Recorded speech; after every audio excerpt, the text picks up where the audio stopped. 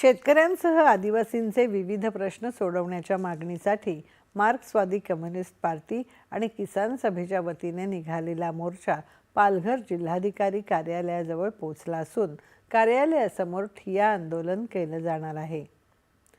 प्रलंबित वनपट्टे धारकाच्या नावावर करावेत, स्मार्ट मीटरची सक्ती बंद करावी, जलजीवन मिशनची कामं त्वरित पूर्ण करावीत, पालघर जिल्ह्यात होऊ घातलेलं वाढवण बंदर आणि जिंदाल बंदर रद्द करावं, यासाठी विविध 12 मागण्यांसाठी हा मोर्चा काढण्यात आला आहे। तब्बल 70 किलोमीटरचा हा पायी मोर्चा आहे। मार्क्सवादी कम्युनिस्ट पार्टीचे डहाणू विधानसभेचे आमदार विनोद निकोले, किसान सभेचे राष्ट्रीय अध्यक्ष अशोक ढवळे आणि शेतकरी नेते अजित नवले या मोर्चाचं नेतृत्व करत आहेत।